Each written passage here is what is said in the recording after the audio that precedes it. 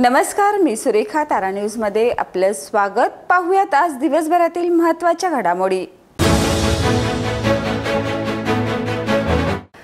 पन्हाळा तालुक्यातील कोडोली इथल्या तक्रारदाराच्या पत्नीचं नाव शेत जमिनीला लावण्यासाठी लाचेची मागणी केल्याप्रकरणी मंडल अधिकारी अरुण भानुदास माळगे व त्यांचे पंटर योगेश यशवंत गावडे आणि सुशांत सुभाष चौगले या तिघांच्यावर लाचलुचपत पथकाने कारवाई केली. कोल्हापूर गगनबावडा मार्गाचं काम गेले 1.5 वर्षापासून सुरू आहे. याची दखल घेऊन बुधवारी सकाळी जिल्हाधिकारी अमोल येडगे व प्रांताधिकारी हरीश धार्मिक यांनी या मार्गावर दोनवड येथील रस्त्याच्या व बालिंगेतील पुलाच्या कामाची पाहणी केली. यावेळी त्यांनी नॅशनल हायवेच्या अधिकाऱ्यांना 12 मार्चपर्यंत काम पूर्ण करण्याचे आदेश दिलेत. शहरालगतच्या गावांमधील ग्रामपंचायत हद्दीत असणाऱ्या सुमारे 6,600 कुटुंबांना महापालिका दररोज पाणी पुरवठा करते. कनेक्शन धारकाकडून 1,40,91,000 रुपयाचं बिल थकीत असून पाणी पुरवठा सुरूच आहे. कोल्हापुरात अवैध गर्भलिंग निदान आणि गर्भपात करणारं रॅकेट उघडकीस आलंय. कळंबा येथील साई मंदिराजवळील श्रद्धा हॉस्पिटलवर अवैध गर्भलिंग निदान प्रकरणी जिल्हा परिषदेच्या आरोग्य विभाग व पोलिसांनी कारवाई केली आहे. मतदान होईपर्यंत सर्व महिलांना योजनेचा लाभ दिला गेला आहे, पण आर्थिक बोजा कमी करण्यासाठी गृहभेटीतून वस्तुस्थितीची पाहणी केली जाणार आहे. त्यामुळे लाडकी बहीण योजनेतून 50% महिला अपात्र ठरणार आहेत. शिवसेनेच्या कोल्हापूर जिल्हा प्रमुख पदासाठी इच्छुकांची स्पर्धा तीव्र झाली आहे. शहर प्रमुख रवी किरण इंगवले, करवीर तालुका अध्यक्ष राजू यादव, शिवसेना पदाधिकारी विराज पाटील, समन्वयक हर्षल सुर्वे आणि अवधूत साळुंके यांनी या पदासाठी आपली दावेदारी सादर केली आहे.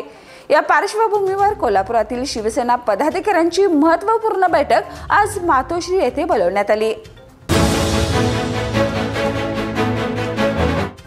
रिक्षा व्यवसायातील स्पर्धा वाढत चालली. घरोघरी उपलब्ध झालेल्या दुचाकी अशा विविध कारणांनी रिक्षा व्यवसायावर संकट आले. त्यामुळे जिल्ह्यातील रिक्षा चालकांना लवकरच सुखद बातमी मिळणार आहे.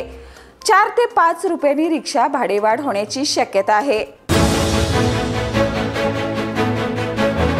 कोल्हापूर व सांगली जिल्ह्यात महावितरणकडून राबवलेल्या विशेष मोहिमेत 76 वीज चोरावर कारवाई करण्यात आली आहे. यामध्ये 60 प्रकरणे मीटरमध्ये फेरफार व हुकद्वारे वीज चोरीची होती.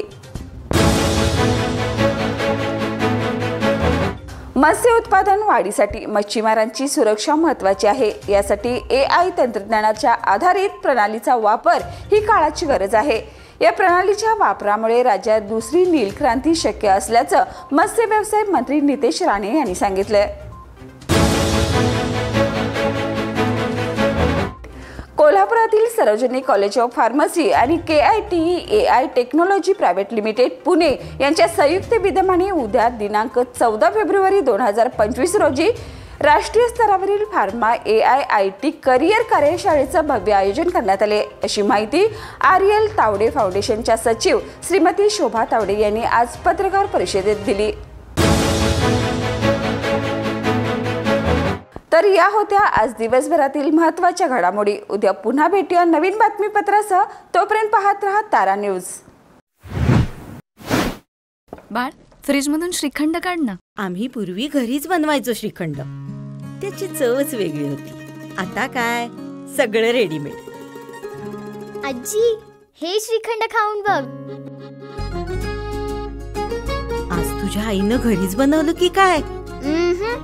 हे आहे गोकुळचं श्रीखंड. अगदी जिभेवर रेंगाळणार. जिभेवरच नाही तर मनावरही रेंगाळणार. गोकुळ श्रीखंड, मनावर रेंगाळणार.